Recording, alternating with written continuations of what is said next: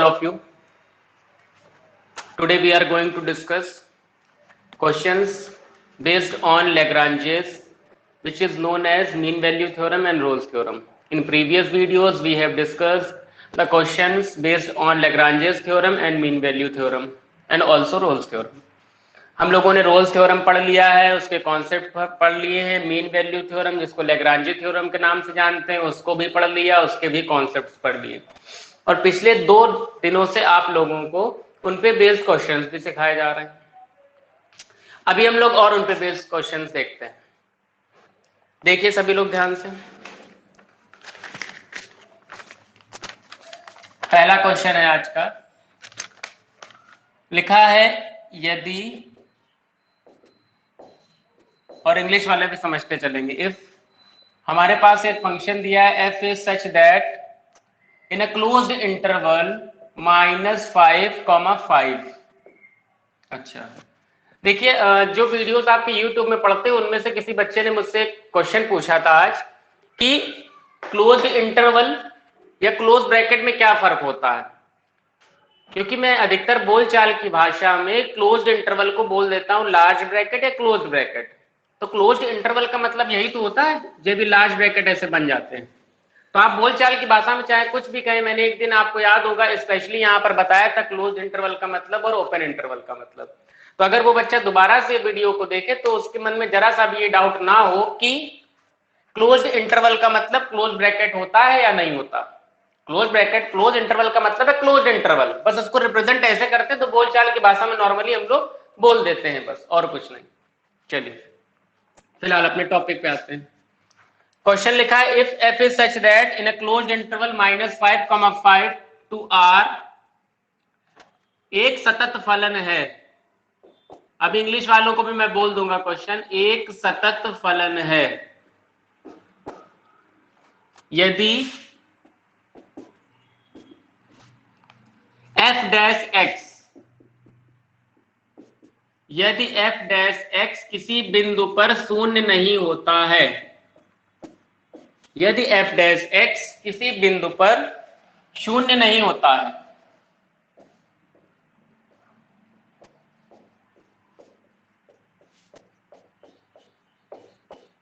शून्य नहीं होता है तो सिद्ध कीजिए कि prove that f-5 does not equal to f5।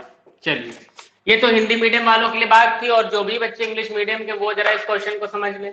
Question में लिखा है if a function f is such that in a closed interval -5, 5 to real number, एक हमारे पास फंक्शन है जो कि क्लोज्ड इंटरवल, उसका डोमेन है -5, 5 एंड को डोमेन है रियल नंबर।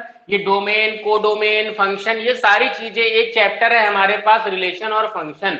जब मैं उसको पढ़ाऊंगा तो आपको ज्यादा समझ में आ जाएगा। अभी केवल आप इतना समझिए बस कि एक फंक्शन है जो क्लोज्ड इंटरवल के लिए दिया हुआ है और रियल नंबर, बस इतना समझिए, ज्यादा मत समझिए। इसके बाद एक सतत फलन मतलब अ कॉन्टिन्यूअस फंक्शन इंग्लिश में, and if f dash x मतलब f डैश x किसी बिंदु पर शून्य नहीं होता है, f dash x will not be zero at any point, then we will have to prove that f-5 does not equal to f5। ये English medium वालों के लिए बात थी और हिंदी वालों के लिए क्वेश्चन सामने लिखा हुआ। अब जरा इसके सॉल्यूशन पे बात करते हैं, देखते जाइए। देखिए जैसे ही आपके सामने एक क्वेश्चन आया आपके दिमाग में तुरंत वर्किंग आने लगी, कैसे करें इस क्वेश्चन को।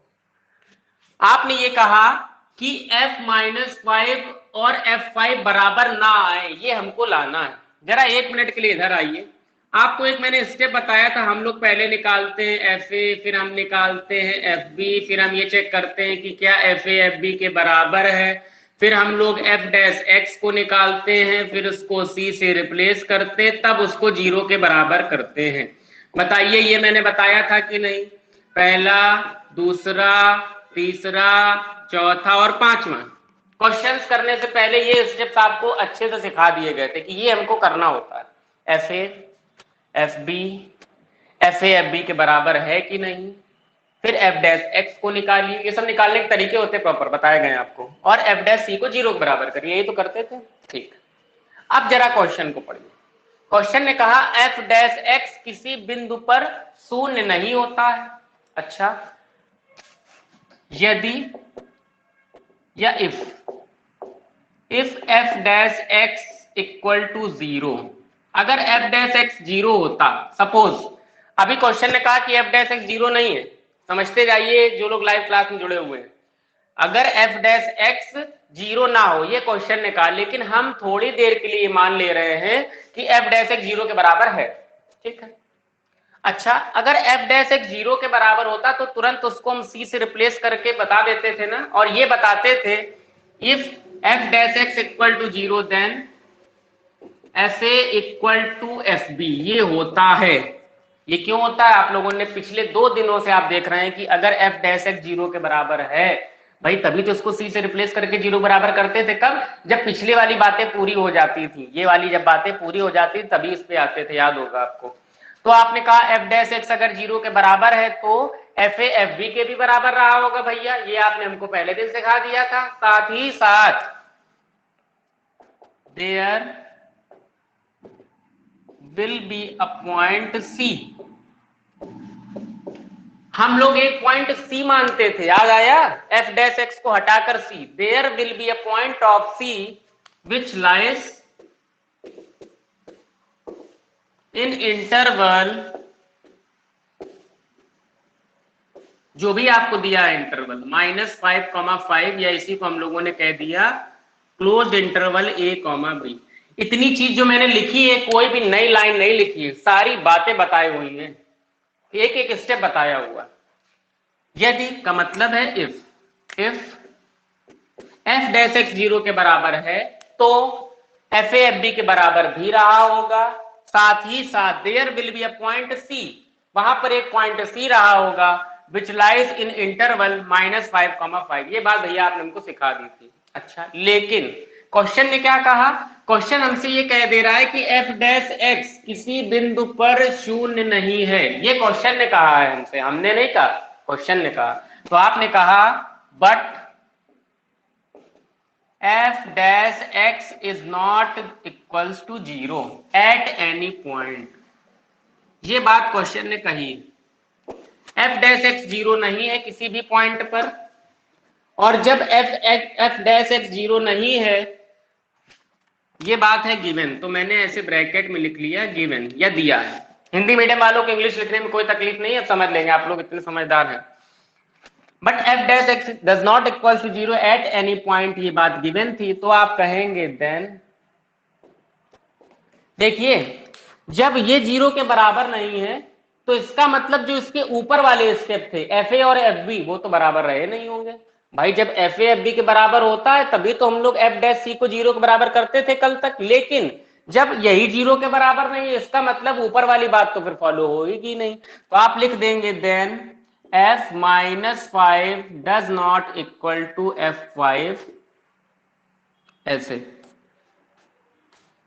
And there will be no point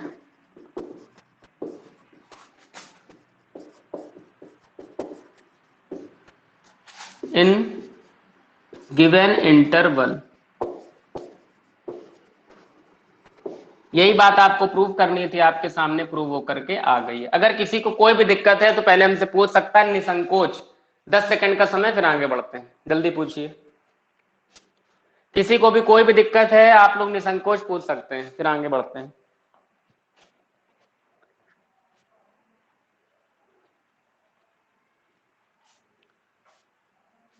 मतलब आपको बस सीधा सा ये समझ लेना था कि एफ डैश एक्स 0 नहीं है, इसका मतलब अगर एफ डैश एक्स 0 नहीं है तो एफ ए और एफ बी बराबर होंगे नहीं। क्यों? क्योंकि एफ ए और एफ बी के बराबर होने पर ही एफ डैश एक्स 0 होता है। ये बात हम लोगों ने पहले दिन पढ़ ली थी, और यही बात फॉलो नहीं हो रही थी, ये तो अपने आप ही प्रूव हो गई, बात खत्म। चलिए, किसी को नहीं पूछना, अगला क्वेश्चन देखिए।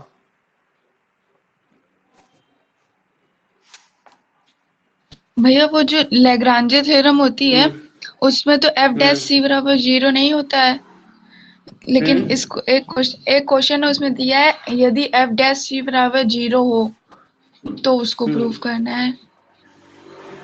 क्या करना है प्रूफ?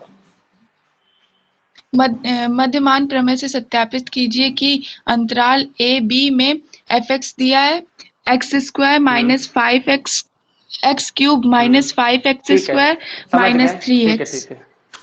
हाँ, तो आपके कहने का मतलब ही भैया वहां पर एफ डैश सी को हम लोग 0 के बराबर नहीं करते थे, तो वहां पे करने की हाँ कोई जरूरत भी नहीं है। क्यों? क्योंकि वहां पे फॉर्मूला होता था F B minus F A upon B minus A equals to F dash C. बस इसी फॉर्मूले पे आप लगा लीजिए, सी की वैल्यू फाइंड कर लीजिए। हाँ वो हो गया, लेकिन उसमें जो दिया था तो उसी बस, ने। हाँ तो बस वही है, अपने तरीके पे रहिए, फॉर्मूला और स्टेप्स बता दिए गए। कोई दिक्कत? कोई नहीं दिक्कत? ठीक है, नहीं। ओके। चलिए अगला क्वेश्चन देखिए।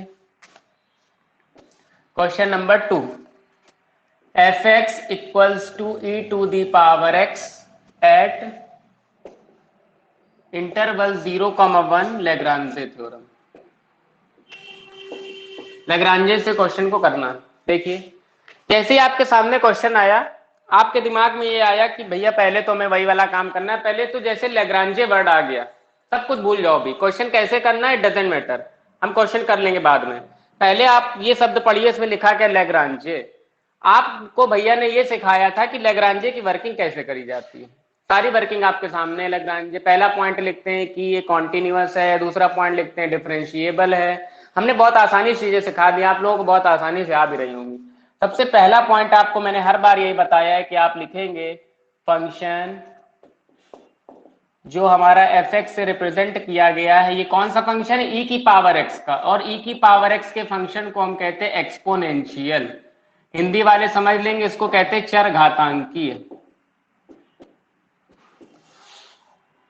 फंक्शन हमारा एक्सपोनेंशियल है, और आपको हमेशा मैंने बताया था क्लोज्ड इंटरवल में आप लिख देंगे 0,1 में फंक्शन हमारा कॉन्टिन्यूअस। आप करके भी देख सकते हैं कि दिया गया फलन या दिया गया फंक्शन कॉन्टिन्यूअस है कि नहीं। लेकिन ये बात केवल वही बच्चे कर पाएंगे कॉन्टिन्यूअस, कॉन्टिन्यूटी प्रूफ, जिन्होंने हमसे या कहीं पे भी कॉन्टिन्यूटी चैप्टर पढ़ रखा है। क्यों? पहले जीरो उठाएंगे, पहले जीरो के लिए क्वेश्चन कर लेंगे, 0 माइनस एच, 0 प्लस एच, बताया मैंने अच्छे से। फिर 1 के लिए उठाएंगे, 1 प्लस एच, 1 माइनस एच, कर लेंगे आसानी से। जिन बच्चों ने पढ़ा रखा है उनको कोई दिक्कत नहीं, वो कॉन्टिन्यूटी प्रूव कर लेंगे। इसलिए मैं डायरेक्टली लिख देता हूं फंक्शन एफ एक्स एक्सपोनेंशियल है, चर घातांकी है, और the given interval closed interval 0,1 में फंक्शन हमारा कॉन्टिन्यूअस। ये पहला पॉइंट आपको हर क्वेश्चन में लिखना होगा, हर क्वेश्चन में इतना आप लिखेंगे। इसके बाद दूसरा फिक्स है बिल्कुल वर्किंग। फिर जो हमारा फंक्शन है एफ एक्स, या जो इसका निकल कर आएगा एफ डैश एक्स, ये क्या होगा, डिफरेंशिएबल होगा। डिफरेंशिएबल का मतलब होता है अवकलनीय। डिफरेंशिएबल होगा, और ये ओपन इंटरवल 0,1 में होगा। ये चीज आपको लिख लेनी, 2 पॉइंट तो पहले बिल्कुल लिख के तैयार कर लेने हैं। इसके बाद अपनी लेग्रांजे वाली वर्किंग को याद रखिए। क्या क्या था भैया ने बताया था, तीसरा पॉइंट, एफ ए निकाल लीजिए, एफ बी निकाल लीजिए, यही तो बताया गया था। एफ ए कैसे निकालेंगे, पहले ए और बी को आइडेंटिफाई तो कर लीजिए। ए का काम कौन कर रहा है 0, बी का काम कौन कर रहा है 1। रखिए जरा एफ ए। जब यहाँ पर x है तो देखो e की पावर में क्या आ गया x। अगर यहाँ पर हम एफ ए करेंगे तो e की पावर में क्या आ जाएगा a। तो आपने कह दिया e की पावर a, और a का काम कौन कर रहा है 0, तो e की पावर 0, किसी की भी पावर 0 उसकी वैल्यू होती है 1। ये हम लोगों ने बहुत पहले पढ़ रखा है, कोई नई बात नहीं है। इसके बाद एफ बी का मतलब e to the power b, और b की वैल्यू वापस से 1, तो e to the power 1 it means e। अपने पास एफ ए आ गया, एफ बी आ गया, ठीक। और चौथे नंबर पे किसकी जरूरत होती थी, एफ डैश एक्स की। भैया ये एफ डैश एक्स क्या है, आपने कई बार सिखाया है हमको कि एफ डैश एक्स का मतलब होता है एक बार डिफरेंशिएशन। किसका डिफरेंशिएशन, जो फंक्शन दिया है। आपको अच्छे से पता है e की पावर x का डिफरेंशिएशन तो e की पावर x ही होता है, ये आपने सिखा दिया हमको। और x को हम c से रिप्लेस कर देते हैं, ये जो x आता है इसको c से रिप्लेस कर देते हैं। भाई पुरानी वर्किंग, कोई नया काम नहीं कर रहे हैं। अगर कर रहे हो तो आप बता दीजिएगा कि आपने इसके बताया नहीं था और यहाँ पे आप कर रहे हैं इसको। तो देखिए एफ डैश सी की वैल्यू भी हमारे पास आ गई। सारी वैल्यूज को निकाल के हमने रख लिया। F a okay, f b okay, f dash c okay. अब फॉर्मूला लगाइए, देखते हैं जरा इधर फॉर्मूला लगाइए। स्टेप नंबर 5, स्टेप नंबर 5 में फॉर्मूला आपको पता है F B minus F A upon B minus A is equals to F dash C. ये फॉर्मूला हम लोग लगाते हैं, ठीक है। सारी वैल्यूज रखते चले जाइए। एफ बी की वैल्यू क्या है? एफ बी का मतलब है ई, तो ई माइनस 1 क्योंकि एफ ए की वैल्यू है 1। बी माइनस ए, बी वापस से कितना है अपने पास 1, माइनस ए कितना है 0, तो 1 माइनस 0 लिखने की कोई नीड नहीं है, यहां पर आ जाएगा 1 is equals to F dash C. F dash C कितना है e to the power C. Finalize इसको हम ये लिख सकते हैं e minus 1 equal to e to the power C. हमारा टारगेट क्या होता है? यहां तक कर लिया, यहां पे आकर रुक गए, 1 मिनट का ब्रेक लिया। क्यों लिया? हमारा टारगेट क्या है? c की वैल्यू निकालना, और वो c कहां पर लाई करना चाहिए? 0 और 1 के बीच में लाई करना चाहिए, यही तो रूल्स था ना। चलिए अब भैया c यहाँ पावर में, ये कैसे निकलेगा? c पावर को नीचे कैसे लेके आए? हाँ, हम लॉग ले सकते हैं। कैसे? ऐसे, टेकिंग बोथ साइड लॉग। ये रूल आपको डिफरेंशिएशन में कई बार बताया गया है। टेकिंग बोथ साइड लॉग, दोनों तरफ जरा लॉग लीजिए, क्या आएगा? Log e minus 1 is equals to log e to the power c। ऐसे फिर देखिए log e minus 1 equal to, आप लोगों ने एक फॉर्मूला पढ़ रखा है, यहां पर देखिएगा जरा। हम लोग अच्छे से जानते हैं log m to the power n का फॉर्मूला होता है n लॉग m। ये फॉर्मूला पढ़ रखा है, पावर आगे कर दीजिए तो c आगे क्या बचेगा? लॉग e और e, यही तो बचेगा। लॉग e और बेस में e। मैंने बताया था कैलकुलस जिसका मतलब है डिफरेंशिएशन के बेस में हमेशा e होता है। कैलकुलस में कहीं पे भी लॉग आ जाए तो आप समझ लीजिए कि लॉग के बेस में e है। और ये चीज आपको क्लास 8 में बता दी गई थी कि कभी भी लॉग के बेस में जो हो अगर वही ऊपर हो तो उसकी वैल्यू 1 हो जाती है। वहां पर लॉग 10 चलता था, याद होगा, अंक गणित, अर्थमेटिक जिसको बोलते हैं। log 10 बेस 10 वैल्यू हो गई 1। It means log e base e की वैल्यू भी एब्सोल्युटली 1 होनी चाहिए, तो आप 1 कर लेंगे और 1 का c में मल्टीप्लाई कर देंगे तो c होगा, तो log e बेस e को हम यहीं पर एलिमिनेट कर दे रहे हैं, खत्म कर दे रहे हैं। तो आपको c की वैल्यू मिल गई log e माइनस 1, ये चीज। अब इसके बाद आप यहां पर तुरंत लिखेंगे कि जो c है हमारा, चलिए पहले इतना देख लीजिए फिर इसके बाद समझाते हैं। जल्दी से देखिए, किसी को कोई दिक्कत हो तो पूछिए पहले। यहां तक में किसी को कोई भी दिक्कत हो स्टेप वाइज स्टेप देखते चले जाइए, जहां दिक्कत है तुरंत हमसे पूछ लीजिए, फिर हम लोग आगे बढ़ते हैं।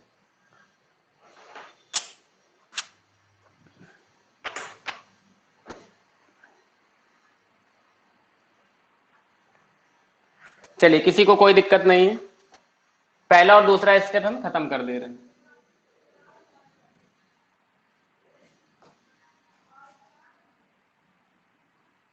देखिए c की वैल्यू आ गई, ठीक है। अभी तक कल तक क्या होता था कि जो हम c की वैल्यू निकाल के रखते थे, जैसे c की वैल्यू आ गई अपने पास c equals to log e minus 1। अभी तक कल तक जैसे मान लो 2 दिया होता था, 5 आपका आ गया 3, तो आपको तो सीधे दिख रहा है कि जो c की वैल्यू निकली वो 2 और 5 के बीच में लाई कर रही फॉर एग्जाम्पल। कल तक ये होता था, लेकिन आज क्या हुआ, c की एक ऐसी वैल्यू आ गई जिसको आप बता ही नहीं पा रहे हैं कि ये 0 और 1 के बीच में लाई कर रही है कि नहीं कर रही। अब क्या किया जाए? देखिए c equals to log e minus 1, तुरंत हम लिखेंगे c belongs to closed interval 0,1 log e minus 1। जो c की वैल्यू मिली है, ये c की वैल्यू 0 और 1 के बीच में लाई करती है, तो c की जगह log e minus 1 belongs to 0,1। Lagrange theorem verified. अभी 1 मिनट का जरा ब्रेक लीजिएगा आप लोग। लेग्रांजेस थ्योरम वेरीफाइड, जो क्वेश्चन ने कहा था वो काम पूरा हो गया, लेकिन भैया हम कैसे जानेंगे कि ये जो log e माइनस 1 है वो 0 और 1 के बीच में आ रहा है कि नहीं? आपने क्यों लिख दिया डायरेक्टली? आपने ये बात क्यों लिखी कि ये log e माइनस 1 0 और 1 के बीच में आ रहा है? आपको कैसे पता चल गया? वो देखिए ऐसे पता चला।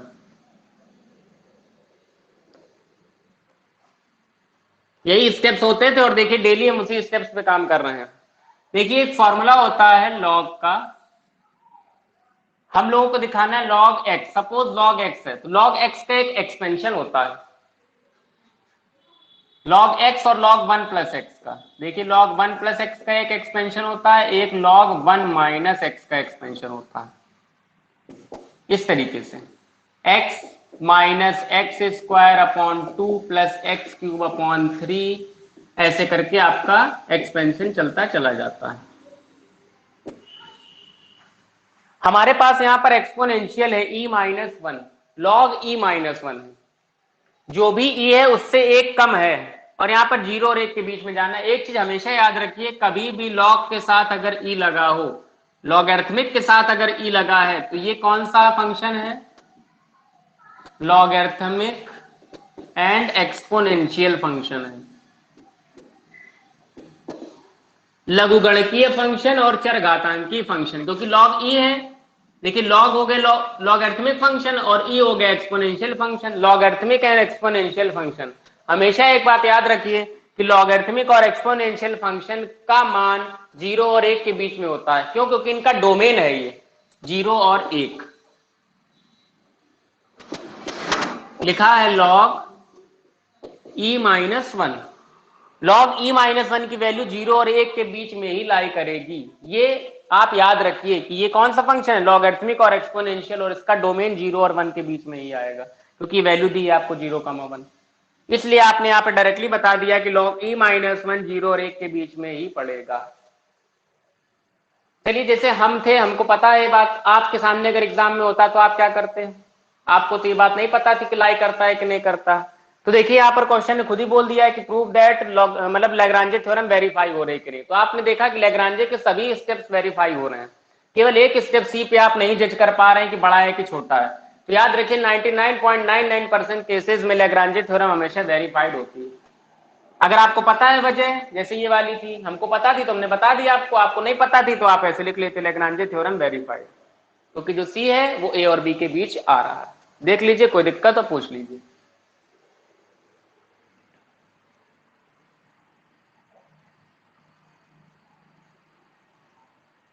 चलिए सभी को समझ आ गया होगा। अगला क्वेश्चन देखते हैं।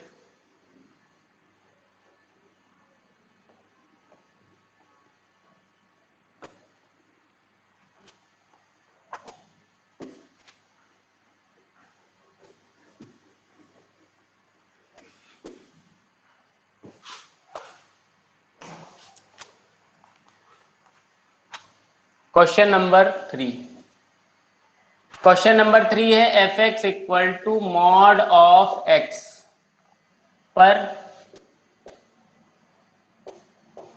-1,1 रोल्स थ्योरम करनी है इसके लिए।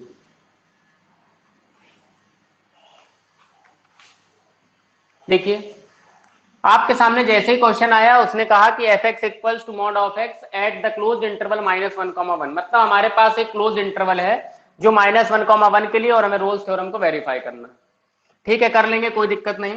क्वेश्चन देखिए पहले क्या लिखा है, एफ एक्स बराबर मॉड ऑफ एक्स। जिन बच्चों ने भी हमसे कॉन्टिन्यूटी चैप्टर पढ़ रखा है उनको ये बात पता है कि जहां कहीं भी मॉडुलस फंक्शन आता है वहां पर चीजें वेरी करती हैं। जितने लोग भी हैं लाइव क्लास में, उन्होंने उनमें से मोस्टली बच्चों ने हमसे ये चैप्टर पढ़ रखा है लिमिट कॉन्टिन्यूटी। क्यों? क्योंकि पहला पॉइंट होता है हम ये बता पाए कि फंक्शन हमारा कॉन्टिन्यूअस है। दूसरा पॉइंट हम ये बता पाए कि फंक्शन हमारा डिफरेंशिएबल है। यही तो होता था। ठीक है, शुरू करते हैं। नंबर 1 पॉइंट, सबसे पहले आप लिखेंगे फंक्शन जो हमारा एफ एक्स है, ये कौन सा फंक्शन है? मॉडुलस फंक्शन है, क्योंकि कोई मॉड लगा है, मॉडुलस फंक्शन। मॉडुलस फंक्शन हमेशा याद रखिए कॉन्टिन्यूअस होता है। कहां पर? क्लोज्ड इंटरवल -1,1, ये तो क्वेश्चन ने कह दिया था। क्यों होता है इसको भी समझ लीजिए, कॉन्टिन्यूअस क्यों हुआ। अगर आप -1 को यहां पर रखोगे एक्स की जगह, मॉड से कोई चीज बाहर आती तब पॉजिटिव हो जाती, तब भी आपको 1 मिलने वाला है। अगर आप 1 रखते हैं मॉड की जगह, तब भी आपको 1 ही मिलने वाला है। इसका मतलब फंक्शन हमारा कॉन्टिन्यूअस है, मतलब left hand limit right hand limit के इक्वल है। और आपको बताया गया था जब कभी भी left hand limit right hand limit और फंक्शन की वैल्यू इक्वल हो जाती है तो हमारा दिया गया फंक्शन कॉन्टिन्यूअस होता है। ठीक है, ये बात हमने लिख ली, नहीं भी पता थी तब भी आप लोग इतना तो लिख ही लेंगे। इसके बाद एक चीज याद रखिए, नंबर 2 पर जो हमारा फंक्शन है ये मॉडुलस फंक्शन है, ये डिफरेंशिएबल है कि नहीं इसको हमें चेक करना पड़ेगा।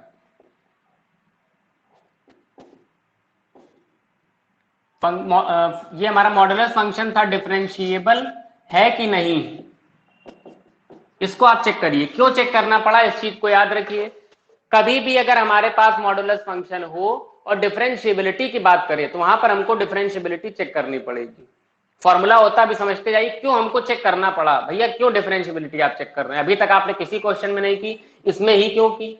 इसमें इसलिए की क्योंकि यहाँ पर मॉडुलस फंक्शन है। ये पहचान याद रखिए, मॉडुलस फंक्शन होगा तो आपको डिफरेंशिएबिलिटी चेक करनी पड़ेगी। यहां पर तो चलिए एक क्वेश्चन है, कोई दिक्कत नहीं। जो इसके पहले चैप्टर लिमिट ऑन कॉन्टिन्यूटी, वहां पर एक छोटा सा टॉपिक ऐड है, डिफरेंशिएबिलिटी, जिसको कहते हैं सततता एवं अवकलनीयता। वहां पर डिफरेंशिएबिलिटी के ही क्वेश्चन है काफी, और वहां पर आपको मॉडुलस फंक्शन को चेक करना होता था। मैंने फॉर्मूला भी सिखाया था, लेफ्ट हैंड डेरिवेटिव का फॉर्मूला एफ, जो भी आपकी लिमिट दी है, F A minus H minus F A upon minus H. जिन बच्चों ने पढ़ा रखा उनको पता है कि ये फॉर्मूला होता है, F A minus H minus F A upon H, या इसी को हम एफ जीरो माइनस एच भी कह सकते हैं। तो देखिए F zero minus H minus F zero upon minus H, ये लेफ्ट हैंड डेरिवेटिव का है। और राइट हैंड डेरिवेटिव का फॉर्मूला, राइट हैंड डेरिवेटिव का formula F zero plus H minus F zero upon H. जिन्होंने पढ़ रखा उनको याद है ना फॉर्मूले, आंचल, अंशिका, सुकृति, इन सबने पढ़ रखा है। देखिए F zero minus H zero minus H, ये लेफ्ट हैंड डेरिवेटिव का फॉर्मूला होता है। राइट हैंड डेरिवेटिव का formula F zero plus H minus F zero upon H होता है। जीरो और ए में अंतर है, वहां जब मैंने फॉर्मूला सिखाया तो यहाँ ए लिखा था, यहाँ ए लिखा था, यहाँ पर ए लिखा था, यहाँ पर भी ए लिखा था, फॉर्मूला ए का होता है। लेकिन अभी आपने कई बार देखा कि जब हम डिफरेंशिएबिलिटी चेक करते हैं तो ओपन इंटरवल के लिए चेक करते हैं, -1, यही तो चेक करते हैं ना ओपन इंटरवल के लिए। तो -1 और 1 के बीच में कौन सी संख्या है, कौन सा नंबर पड़ता है, जीरो, जीरो नंबर पड़ता है, तो हमने जीरो के लिए काम कर ले रहे हैं, इसीलिए यहाँ पर ए की जगह कर देंगे हम जीरो। लिखिए जरा कैसे होगा, F zero minus H minus F zero upon minus H. Right hand derivative के लिए देखिए F zero plus H minus F zero upon H. देखिए जिन बच्चों ने भी ये टॉपिक नहीं पढ़ा है डेरिवेटिव वाला, इसमें परेशान ना होइएगा, एक ही यूनिक क्वेश्चन आया, अभी इसको देख लीजिए, फिर बाद में हम लोग जब साइकिल चलेगी, साइकिल का मतलब जब कोर्स की साइकिल चलेगी तो आपके पास चैप्टर आएगा, तब आप वहां पर रुक के पढ़ लीजिएगा। देखिए जीरो माइनस एच, यहां पर देखिए जब x है तो अंदर क्या दिख रहा है आपको, मॉड x। जब जीरो माइनस एच होगा तो आपको अंदर क्या दिखेगा, जीरो माइनस एच, रख दिया, माइनस एफ जीरो, देखिए यहाँ x है तो x, जीरो है तो अंदर zero, upon minus H. Solve करिए क्या आएगा, आपको पता है मॉड वाली चीज बाहर आती है तो पॉजिटिव हो जाती है, और h में जीरो जाएगा तो h ही आएगा, और नीचे माइनस एच है तो ये आ गया -1। ये सॉल्व होकर के वैल्यू आ गई -1। जीरो माइनस एच मतलब माइनस एच हुआ, मॉड से बाहर आ गया तो एच हो गया माइनस जीरो, मॉड जीरो की वैल्यू जीरो, तो एच में जीरो जाएगा तो एच, माइनस एच लिखा था कट कर दिया तो आ गया -1। इधर आइए, यहाँ पर देखिए, यहाँ पर जीरो प्लस एच, जब यहाँ पर एक्स था तो यहाँ क्या आता है एक्स, जब यहाँ पर जीरो प्लस एच होगा तो यहाँ क्या आएगा, जीरो प्लस एच। रखिए आपके पास आ गया mod zero plus H minus zero upon H. यहां पर तो पॉजिटिव वैल्यू है, पॉजिटिव बाहर आएगी, पॉजिटिव अपॉन एच, ये आ गया 1। देखिए आपको ये दिख रहा है कि ये left hand derivative right hand derivative बराबर है, नहीं बराबर है, तो आपने लिख लिया left hand derivative right hand derivative के बराबर नहीं। देखिए जल्दी से देखिए फिर आगे बढ़ते हैं।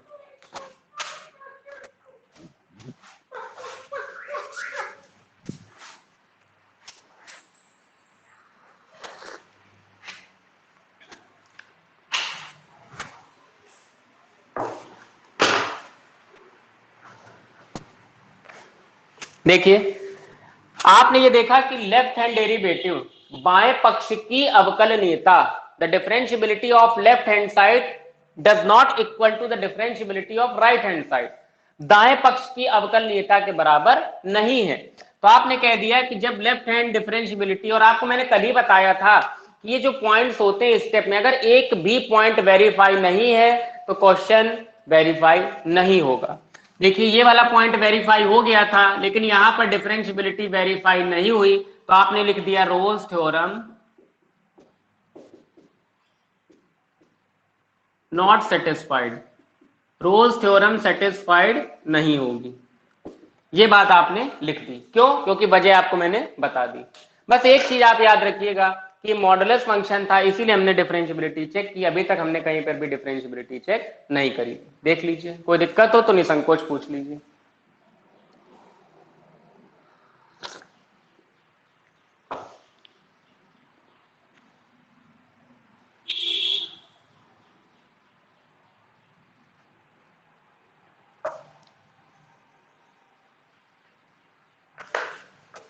चलिए, किसी को भी नहीं पूछना?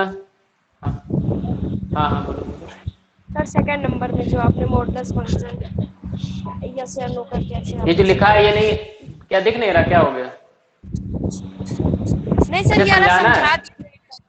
यस अच्छा अच्छा ओके। देखिए, हाँ देखिए, सबसे पहले है f x modulus function continuous. हमेशा याद रखिए मॉडुलस फंक्शन कॉन्टिन्यूअस होते हैं। क्यों? क्योंकि लिमिट एंड कॉन्टिन्यूटी चैप्टर में हम लोगों ने पढ़ रखा है। इसके साथ ही साथ दूसरा पॉइंट था एफ एक्स मॉडुलस फंक्शन है तो ये डिफरेंशिएबल है कि नहीं, इसको मैं चेक करना था। यस और नो, है या नहीं? अगर है तो आगे काम करते, नहीं तो काम करने की कोई जरूरत नहीं। अच्छा, अब डिफरेंशियबिलिटी चेक करने के लिए हम कैसे करें? फॉर्मूला होता है left hand derivative, right hand derivative. Left hand derivative का फॉर्मूला होता है F A minus H minus F A upon H. Right hand derivative का फॉर्मूला होता है F A plus H minus F A upon H. ये right hand derivative का formula. ए क्या है? ए वो पॉइंट है जिस पर हम चेक कर रहे हैं क्वेश्चन। जिन्होंने पढ़ रखा वो समझ रहे होंगे कि ये मेरी लैंग्वेज क्या है। ए क्या है? वो पॉइंट जिस पर हम काम कर रहे हैं। काम किस पे कर रहे हैं? उस पॉइंट पर जिसके लिए हमको पता करना है।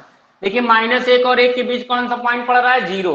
जीरो एक ऐसा पॉइंट पड़ा तो जीरो को मैंने उठा लिया, तो हमने ए को कर दिया जीरो। तो zero minus H minus F zero upon minus H. देखिए यहां पर क्या है? ए माइनस एच। जब एफ के साथ ए माइनस एच लगा है, देखिए जब एफ के साथ एक्स लगा था तो क्या था? Mod x. अगर हम एफ के साथ ए माइनस एच लगा देंगे तो अंदर क्या आएगा? मॉड ए माइनस एक्स। कुल मिलाकर एफ के साथ जो लगा होगा वो आपको अंदर रिफ्लेक्ट करके दिखाना पड़ेगा। यहां पर एक्स तो x, A minus H A minus H, A plus H तो ए प्लस एच। देखिए जीरो माइनस एच था, जीरो माइनस एच रख दिया। जीरो कह रहा था, एक्स की जगह रख दिया। यही कहानी है यहाँ पे, जीरो प्लस एच तो जीरो प्लस एच। ये देखिए जीरो तो जीरो, बस सॉल्व करते चले गए। Left hand derivative right hand derivative के बराबर आया नहीं, तुमने यहाँ पे बता दिया कि रोल्स थ्योरम नॉट सेटिस्फाइड। देखिए जल्दी, अब भी किसी को दिक्कत हो तो पूछिए।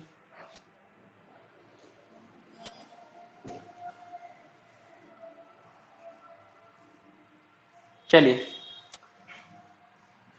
देखिए,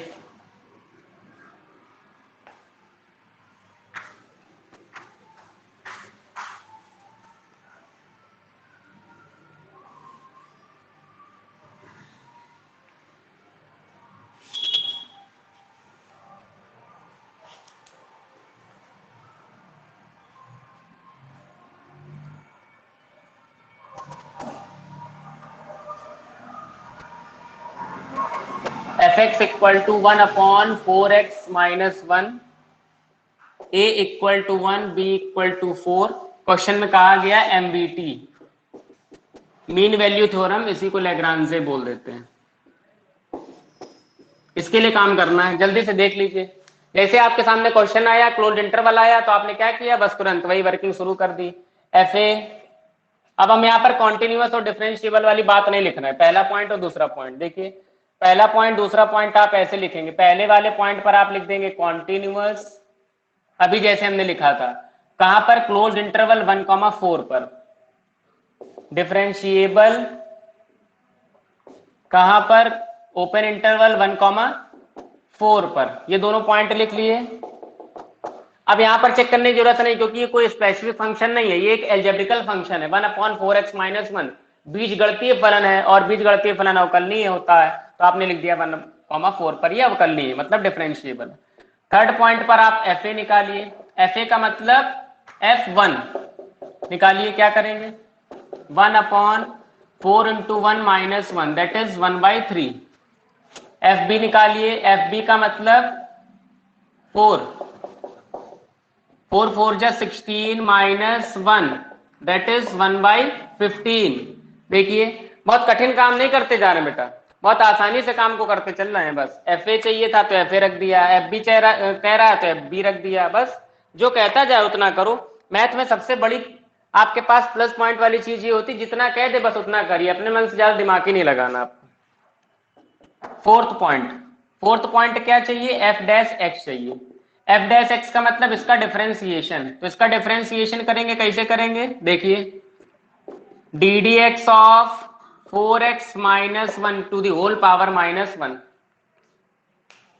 डिफरेंशिएशन करना है, आराम से करिए, रिलैक्स होके, कोई जल्दीबाजी नहीं। ये 1/4x माइनस 1 लिखा था, इसको तुरंत ऊपर भेज दिया तो हो गया 4x to the power minus 1। और आपने पढ़ रखा है एक फॉर्मूला होता है डिफरेंशिएशन में, d d x of x to the power n that is nx to the power n minus 1। Power आगे एक कम, देखिए क्या होगा, पावर आगे और एक कम। एक कम का मतलब क्या हुआ, -2 ही तो हुआ भाई, पावर आगे मतलब -1 आगे, और -1 से एक कम मतलब -2। देखिए एफ डैश एक्स भी आपके सामने आ गया, ठीक है। अब एफ डैश सी को लेकर आइए, F dash C equal to क्या आ जाएगा, -1 इंटू जहां जहां आपने एक्स रखा वहां वहां क्या रख दीजिए, सी रख दीजिए, 4c minus 1 to the whole power -2। F dash C भी अपने पास आ गया, सारी चीजें आ गई। अब लेग्रांजे का फॉर्मूला, जो लेग्रांजे ने हमको बताया है, क्या बताया लेग्रांजे ने, देखिए F B minus F A upon B minus A equal to F dash C, ये लेग्रांजे कहते हैं और वही ये काम हम कर देते हैं। एफ बी की वैल्यू 1/15 रख दीजिए, एफ ए की वैल्यू 1/3 रख दीजिए, बी माइनस ए, बी कितना है 4 और ये 1, तो 4 minus 1 that is 3। F dash C कितना है, -4c minus 1 to the whole square. यही तो था ना, जो कह रहा बस उतना करते चले जा रहे, अपने मन से दिमाग मत लगाइए। 15 और 3 का एलसीएम 15, 15 बन जा 15, 3 5 जा 15 अपॉन 3 इक्वल्स टू माइनस का 4c minus 1 to the power -2। एक में से 5 जाएगा तो आएगा -4 अपॉन 15 3 जा 45 equals to -4c minus 1 of whole square. ये सॉल्व करना सभी को आता है, कुछ नहीं कर रहे हैं, बस प्लस माइनस करते चल रहे हैं और एलसीएम ले रहे हैं। माइनस से माइनस एलिमिनेट हो गया। देख लीजिए पहले स्टेप्स, फिर आगे बढ़ते हैं जल्दी से। किसी कोई दिक्कत हो तो पूछिए। वहाँ पावर में -2 होगा। कहाँ पे, हाँ वेरी गुड। तो दोबारा डिफरेंशिएशन नहीं करेंगे, वो जो हाँ, पावर आगे कम का किया था 4x माइनस 1 का दोबारा डिफरेंशिएशन नहीं करेंगे। वेरी गुड, करेंगे तो 4 बाहर हो जाएगा।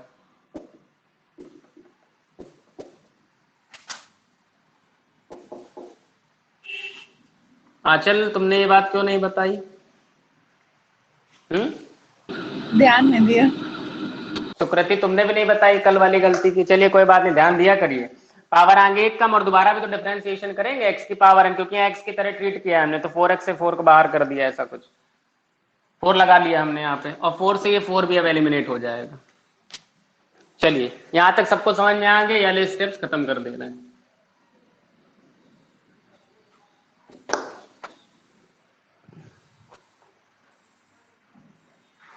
देखिए क्या मिला हमको, यहां से देखिए 1/45 equals to 4c minus 1 to the whole power -2। इसको लिख सकते हैं 1/45, इसको नीचे कर दीजिए तो 1/4c minus 1 of whole square. जो पावर माइनस की थी उसको प्लस बनाने के लिए हमने नीचे कर दिया, cross multiply 4c minus 1 of whole square equal to 45, 4c minus 1 equal to √45, 4c equal to √45 -1 उस तरफ जाएगा तो हो जाएगा +1। c की वैल्यू क्या आएगी, 1 + √45/4। ये आ गई सी की वैल्यू, यही लैग्रांजे कहते थे, उस स्टेप पर चलते चले गए और सी की वैल्यू आपके सामने आके रख गई। अब बस आप ये चेक कर लीजिए कि जो सी है वो दिए गए इंटरवल के बीच में लाई करता है कि नहीं करता। देखिए ये स्टेप्स रब कर देते हैं, आप लोग समझ चुके हैं।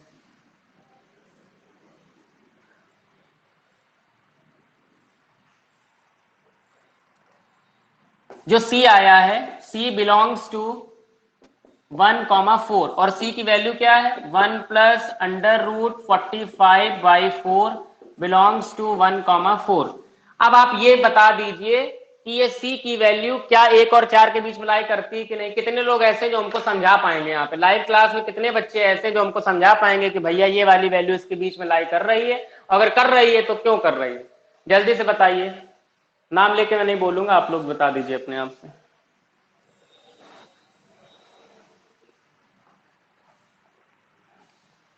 कोई है जो हमको ये समझा पाए कि ये वैल्यू इनके बीच में लाई करती है कि नहीं, मतलब यहां पर ये जो लिखा है वो 1 और 4 के बीच में आएगा कि नहीं, बस सिंपली आप हम लोग को इतना बता दीजिए। समय ले लीजिए 1-2 मिनट का।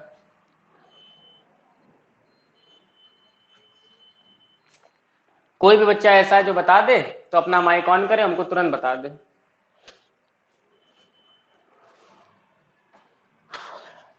मुझे नहीं लग रहा कोई बहुत कठिन चीज मैंने नहीं पूछी, सोचिए बता पाएंगे।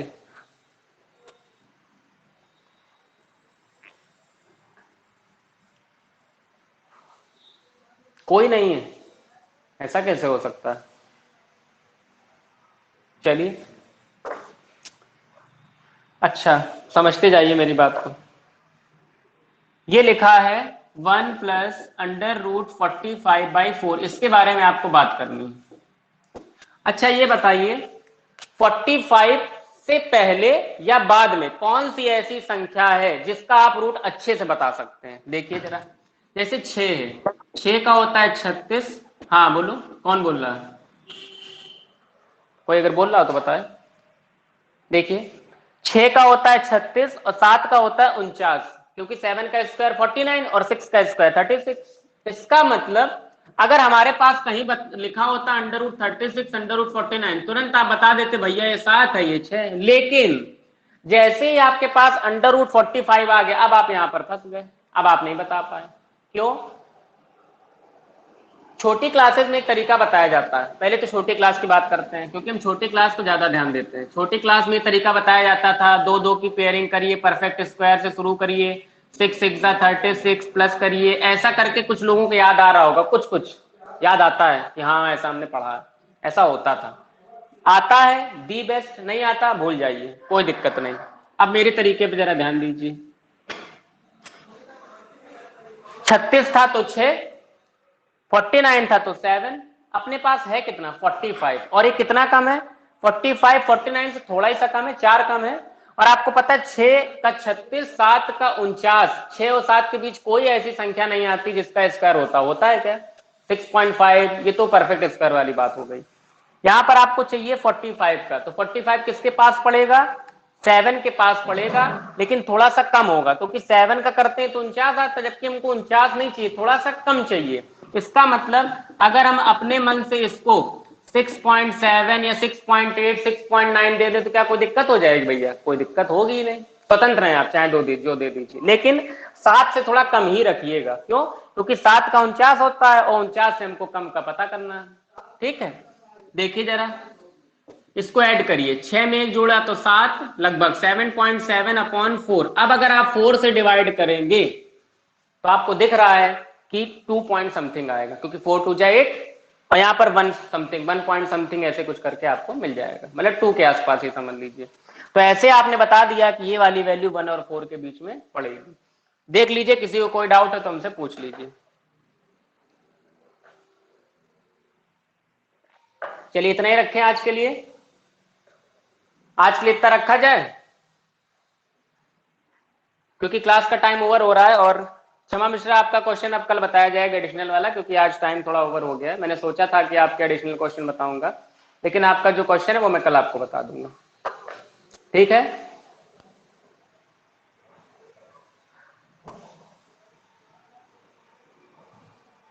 चलिए फिर हम लोग कल मिलते हैं अपने समय पे। सभी लोग क्वेश्चन जरूर से जरूर लगाइए, जो भी डाउट हो हमको बता दीजिए, हम आपको बता देंगे। अभी रोल्स थ्योरम, लैग्रांजे थ्योरम अगर आप लोग कहेंगे तो 1-2 दिन टॉपिक और चला देंगे। आप लोग पूछ लीजिए जितना ज्यादा डाउट आप पूछ सकते हैं। हम लोग कल मिलते हैं अपने समय पे। We will meet tomorrow at the same time. Thanks to all of you join with us.